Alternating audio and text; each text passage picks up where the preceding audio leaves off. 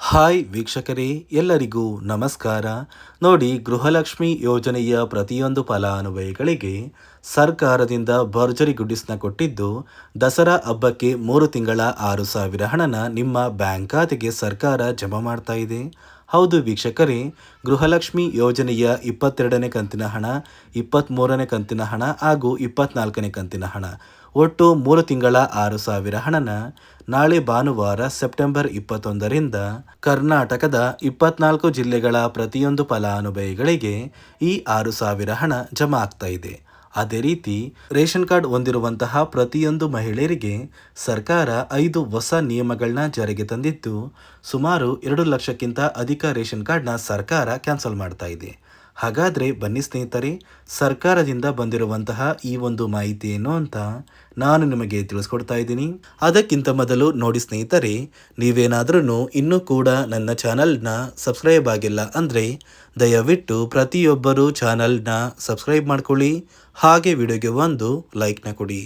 ಹೌದು ವೀಕ್ಷಕರೇ, ಗೃಹಲಕ್ಷ್ಮಿ ಯೋಜನೆಯ ಪ್ರತಿಯೊಂದು ಫಲಾನುಭವಿಗಳಿಗೆ ಸರ್ಕಾರದಿಂದ ಭರ್ಜರಿ ಗುಡ್ಡಿಸ್ನ ಕೊಟ್ಟಿದ್ದಾರೆ. ನೋಡಿ ವೀಕ್ಷಕರೇ, 3 ತಿಂಗಳ ಒಟ್ಟು 6,000 ಹಣನ ಫಲಾನುಭವಿಗಳ ಬ್ಯಾಂಕ್ ಖಾತೆಗೆ ಸರ್ಕಾರ ಜಮಾ ಮಾಡ್ತಾ ಇದೆ.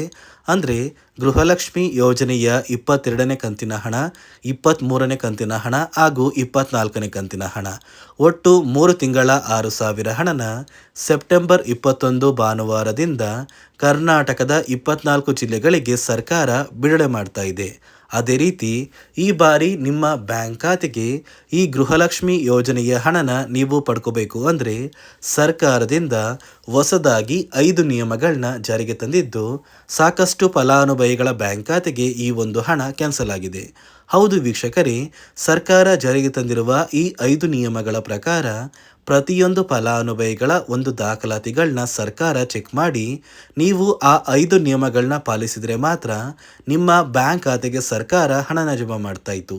ಆದರೆ ಇಲ್ಲಿ ಸುಮಾರು 2 ಲಕ್ಷಕ್ಕಿಂತ ಅಧಿಕ ಫಲಾನುಭವಿಗಳು ಈ ಸರ್ಕಾರ ಜಾರಿಗೆ ತಂದಿರುವ 5 ನಿಯಮಗಳನ್ನ ಪಾಲಿಸಿಲ್ಲ. ಅದೇ ಒಂದು ಕಾರಣಕ್ಕೆ ಈ ಒಂದು ಫಲಾನುಭವಿಗಳಿಗೆ ಇನ್ನು ಮುಂದೆ ಗೃಹಲಕ್ಷ್ಮಿ ಯೋಜನೆಯ ಹಣನ ಸರ್ಕಾರ ಕ್ಯಾನ್ಸಲ್ ಮಾಡಿದೆ. ಹಾಗಾದರೆ ಬನ್ನಿ ವೀಕ್ಷಕರೇ, ಸರ್ಕಾರದಿಂದ ಯಾವ ಫಲಾನುಭವಿಗಳಿಗೆ ಹಣ ಜಮಾ ಆಗ್ತಾ ಇದ್ದು, ಸರ್ಕಾರ ಜಾರಿಗೆ ತಂದಿರುವ ಆ ನಿಯಮಗಳು ಏನು ಅಂತ ಕೂಡ ನಾನು ನಿಮಗೆ ತಿಳಿಸ್ಕೊಡ್ತಾ ಇದ್ದೀನಿ. ಅದಕ್ಕಿಂತ ಮೊದಲು ನಾಳೆ ಭಾನುವಾರ ಸೆಪ್ಟೆಂಬರ್ 21ರಂದು ಕರ್ನಾಟಕದ ಯಾವ 24 ಜಿಲ್ಲೆಗಳಿಗೆ ಸರ್ಕಾರ 3 ತಿಂಗಳ ಒಟ್ಟು 6,000 ಹಣನ ಜಮಾ ಮಾಡ್ತಾ ಇದೆ ಅಂದರೆ ನೋಡಿ ಸ್ನೇಹಿತರೆ, ಬೆಂಗಳೂರು ನಗರ, ಬೆಂಗಳೂರು ಗ್ರಾಮಾಂತರ, ಬಾಗಲಕೋಟೆ, ಬೆಳಗಾವಿ, ಬಳ್ಳಾರಿ, ಬೀದರ್, ವಿಜಯನಗರ, ಚಾಮರಾಜನಗರ, ಬಿಜಾಪುರ, ಚಿಕ್ಕಬಳ್ಳಾಪುರ, ಚಿಕ್ಕಮಗಳೂರು, ಚಿತ್ರದುರ್ಗ, ದಕ್ಷಿಣ ಕನ್ನಡ, ದಾವಣಗೆರೆ, ಧಾರವಾಡ, ಗದಗ, ಕಲಬುರಗಿ, ಹಾಸನ, ಹಾವೇರಿ, ಕೊಡಗು, ಕೋಲಾರ, ಕೊಪ್ಪಳ, ಮಂಡ್ಯ, ಮೈಸೂರು, ಉಡುಪಿ, ರಾಯಚೂರು, ರಾಮನಗರ, ಶಿವಮೊಗ್ಗ, ತುಮಕೂರು, ಉತ್ತರ ಕನ್ನಡ ಮತ್ತು ಯಾದಗಿರಿ. ಈ 24 ಜಿಲ್ಲೆಗಳ ಪ್ರತಿಯೊಂದು ಫಲಾನುಭವಿಗಳಿಗೆ ಸೆಪ್ಟೆಂಬರ್ 21ರಿಂದ ಸರ್ಕಾರ 3 ತಿಂಗಳ ಒಟ್ಟು 6,000 ಹಣನ ಜಮಾ ಮಾಡ್ತಾ ಇದ್ದು, ಇಲ್ಲಿಯವರೆಗೂ ನಿಮ್ಮ ಬ್ಯಾಂಕ್ ಖಾತೆಗೆ ಗೃಹಲಕ್ಷ್ಮಿ ಯೋಜನೆಯ ಒಟ್ಟು 21 ಕಂತಿನ ಹಣನ ಯಾರೆಲ್ಲ ಪಡ್ಕೊಂಡಿದ್ದೀರಾ, ಇಂತಹ ಪ್ರತಿಯೊಂದು ಫಲಾನುಭವಿಗಳಿಗೆ 22ನೇ ಕಂತಿನ ಹಣ, 23ನೇ ಕಂತಿನ ಹಣ ಹಾಗೂ 24ನೇ ಕಂತಿನ ಹಣನ ಸರ್ಕಾರ ಜಮಾ ಮಾಡ್ತಾ ಇದೆ. ಯಾಕಂದರೆ ಈಗಾಗಲೇ ಸರ್ಕಾರ 24ನೇ ಕಂತಿನ ಹಣದವರೆಗೂ ಕೂಡ ಫಲಾನುಭವಿಗಳ ಬ್ಯಾಂಕ್ ಖಾತೆಗೆ ಜಮಾ ಮಾಡಿದ್ದು, ಆದಷ್ಟು ಬೇಗ ಪ್ರತಿಯೊಂದು ಫಲಾನುಭವಿಗಳು ಇದೇ ತಿಂಗಳ ಸೆಪ್ಟೆಂಬರ್ ಅಂತ್ಯದಷ್ಟರಲ್ಲಿ ನಿಮ್ಮ ಬ್ಯಾಂಕ್ ಖಾತೆಗೆ ಸೇರಬೇಕಾಗಿರುವಂತಹ ಈ ಎಲ್ಲ ಕಂತಿನ ಹಣನ ಪಡ್ಕೋತೀರಾ.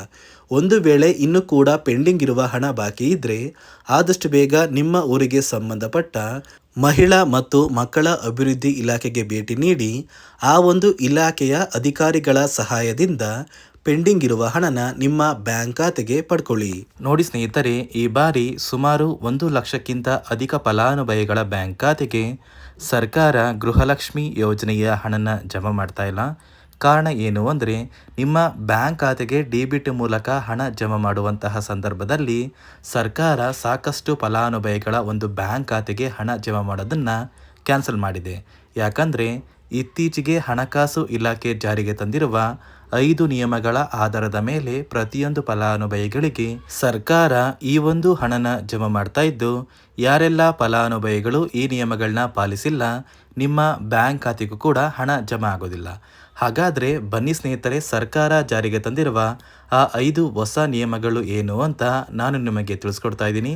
ನೋಡಿ ಸ್ನೇಹಿತರೆ, ಮೊದಲನೆಯ ಒಂದು ನಿಯಮ ಬಂದು ಸಾಕಷ್ಟು ಫಲಾನುಭವಿಗಳು ಹೊಂದಿರುವಂತಹ ಒಂದು ರೇಷನ್ ಕಾರ್ಡ್ ಏನಿದೆ, ಆ ಒಂದು ರೇಷನ್ ಕಾರ್ಡ್ನ ಮನೆಯ ಸದಸ್ಯರ ಪ್ರತಿಯೊಬ್ಬರ ಒಂದು ಆಧಾರ್ ಕಾರ್ಡ್ನ ನಿಮ್ಮ ರೇಷನ್ ಕಾರ್ಡ್ಗೆ ಕಡ್ಡಾಯವಾಗಿ ಲಿಂಕ್ ಮಾಡಿಸ್ಬೇಕು. ಅಂದರೆ ಈ ಒಂದು ಲಿಂಕ್ ಮಾಡಿಸುವಂತಹ ಒಂದು ಪ್ರೊಸೀಜರ್ಗೆ ಸರ್ಕಾರ KYC ಅಂತ ಕರೀತಾರೆ. ನಿಮ್ಮ ರೇಷನ್ ಕಾರ್ಡ್ಗೆ ಇನ್ನೂ ಸಹ KYC ಆಗಿಲ್ಲ ಅಂದರೆ ನಿಮ್ಮ ಬ್ಯಾಂಕ್ ಖಾತೆಗೆ ಸರ್ಕಾರ ಮುಂದಿನ ದಿನಗಳಲ್ಲಿ ಗೃಹಲಕ್ಷ್ಮಿ ಯೋಜನೆಯ ಹಣನ ಕ್ಯಾನ್ಸಲ್ ಮಾಡುತ್ತೆ. ಅದೇ ರೀತಿ ಎರಡನೆಯ ಒಂದು ನಿಯಮ ಬಂದು ಸಾಕಷ್ಟು ಫಲಾನುಭವಿಗಳು ಕಳೆದ 3 ತಿಂಗಳಿಂದ ಸರ್ಕಾರದಿಂದ ಬರ್ತಾ ಇರುವಂತಹ ಒಂದು ರೇಷನ್ ಏನಿದೆ, ಅಂದರೆ ಉಚಿತ ಅಕ್ಕಿ ಏನಿದೆ, ಈ ಒಂದು ರೇಷನ್ನ ಪಡ್ಕೋತಾ ಇಲ್ಲ. ಒಂದು ವೇಳೆ ಕಳೆದ 3 ತಿಂಗಳಿಂದ ನೀವು ರೇಷನ್ನ ಪಡ್ಕೊಂಡಿಲ್ಲ ಅಂದರೆ ಸರ್ಕಾರ ನಿಮ್ಮ ಬಳಿ ಇರುವಂತಹ ಒಂದು ರೇಷನ್ ಕಾರ್ಡ್ನ ಕ್ಯಾನ್ಸಲ್ ಮಾಡುತ್ತೆ. ನಿಮ್ಮ ರೇಷನ್ ಕಾರ್ಡ್ನ ಸರ್ಕಾರ ಕ್ಯಾನ್ಸಲ್ ಮಾಡಿದರೆ ನಿಮ್ಮ ಬ್ಯಾಂಕ್ ಖಾತೆಗೆ ಗೃಹಲಕ್ಷ್ಮಿ ಯೋಜನೆಯ ಹಣ ಇರ್ಬೋದು ಮತ್ತು ಸರ್ಕಾರದಿಂದ ಬರುವಂತಹ ಒಂದು ಸೌಲಭ್ಯಗಳನ್ನ ನೀವು ಕಳ್ಕೋಬೇಕಾಗುತ್ತೆ.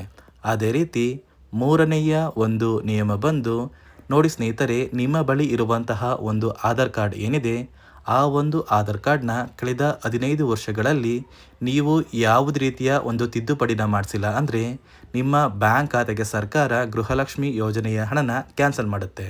ಯಾಕಂದರೆ ಸರ್ಕಾರದಿಂದ ಬಂದಿರುವಂತಹ ಒಂದು ಆದೇಶದ ಪ್ರಕಾರ ಪ್ರತಿಯೊಂದು ಫಲಾನುಭವಿಗಳು ಕಳೆದ 15 ವರ್ಷಗಳಲ್ಲಿ ಯಾವುದೇ ರೀತಿಯ ಒಂದು ತಿದ್ದುಪಡಿನ ನಿಮ್ಮ ಆಧಾರ್ ಕಾರ್ಡ್ಗೆ ನೀವು ಮಾಡಿಸಿಲ್ಲ ಅಂದರೆ ಕಡ್ಡಾಯವಾಗಿ ಆದಷ್ಟು ಬೇಗ ನಿಮ್ಮ ಆಧಾರ್ ಕಾರ್ಡ್ಗೆ ತಿದ್ದುಪಡಿನ ಮಾಡಿಸಿ.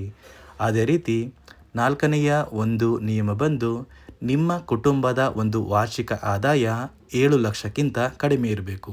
ಒಂದು ವೇಳೆ ನಿಮ್ಮ ಕುಟುಂಬದ ವಾರ್ಷಿಕ ಆದಾಯ 7 ಲಕ್ಷಕ್ಕಿಂತ ಜಾಸ್ತಿ ಇದ್ದರೆ ನಿಮ್ಮ ಬ್ಯಾಂಕ್ ಖಾತೆಗೆ ಸರ್ಕಾರ ಗೃಹಲಕ್ಷ್ಮಿ ಯೋಜನೆಯ ಹಣನ ಕ್ಯಾನ್ಸಲ್ ಮಾಡುತ್ತೆ. ಅದೇ ರೀತಿ ಐದನೆಯ ಒಂದು ನಿಯಮ ಬಂದು ನಿಮ್ಮ ಕುಟುಂಬದ ಸದಸ್ಯರು ಅಥವಾ ಗೃಹಲಕ್ಷ್ಮಿ ಯೋಜನೆಯ ಫಲಾನುಭವಿಗಳು ಯಾರು ಕೂಡ ಸರ್ಕಾರಿ ನೌಕರರಾಗಿ ಕಾರ್ಯನಿರ್ವಹಿಸ್ತಾ ಇರಬಾರ್ದು. ಒಂದು ವೇಳೆ ನಿಮ್ಮ ಕುಟುಂಬದಲ್ಲಿ ಯಾರೇ ಆಗಿದ್ರೂ ಸರ್ಕಾರಿ ನೌಕರರಾಗಿ ಕಾರ್ಯನಿರ್ವಹಿಸ್ತಾ ಇದ್ದರೆ ನಿಮ್ಮ ಬ್ಯಾಂಕ್ ಖಾತೆಗೆ ಗೃಹಲಕ್ಷ್ಮಿ ಯೋಜನೆಯ ಹಣ ಕ್ಯಾನ್ಸಲ್ ಆಗುತ್ತೆ. ಈ 5 ನಿಯಮಗಳ ಆಧಾರದ ಮೇಲೆ ಪ್ರತಿಯೊಂದು ಫಲಾನುಭವಿಗಳಿಗೆ ಸರ್ಕಾರ ಹಣ ಜಮಾ ಮಾಡ್ತಾ ಇದೆ. ಒಂದು ವೇಳೆ ನೀವು ಈ 5 ನಿಯಮಗಳನ್ನ ಪಾಲಿಸಿಲ್ಲ ಅಂದರೆ ನೀವು ಕೂಡ ಗೃಹಲಕ್ಷ್ಮಿ ಯೋಜನೆಯ ಹಣದಿಂದ ವಂಚಿತರಾಗಬೇಕಾಗುತ್ತೆ. ನೋಡಿ ಸ್ನೇಹಿತರೆ, ನಾಳೆ ಭಾನುವಾರ ಸೆಪ್ಟೆಂಬರ್ 21 ಕರ್ನಾಟಕದ 24 ಜಿಲ್ಲೆಗಳ ಪ್ರತಿಯೊಂದು ಫಲಾನುಭವಿಗಳಿಗೆ ಗೃಹಲಕ್ಷ್ಮಿ ಯೋಜನೆಯ 3 ತಿಂಗಳ 6,000 ಹಣ ಜಮಾ ಆಗಲಿದೆ.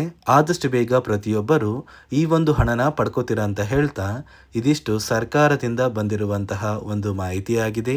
ನಾನು ಕೊಟ್ಟಿರುವಂತಹ ಮಾಹಿತಿ ನಿಮಗೆ ಇಷ್ಟ ಆಗಿದ್ದಲ್ಲಿ ದಯವಿಟ್ಟು ಪ್ರತಿಯೊಬ್ಬರು ನನ್ನ ಚಾನಲ್ನ ಸಬ್ಸ್ಕ್ರೈಬ್ ಮಾಡ್ಕೊಳ್ಳಿ, ಹಾಗೆ ವಿಡಿಯೋಗೆ ಒಂದು ಲೈಕ್ನ ಕೊಡಿ.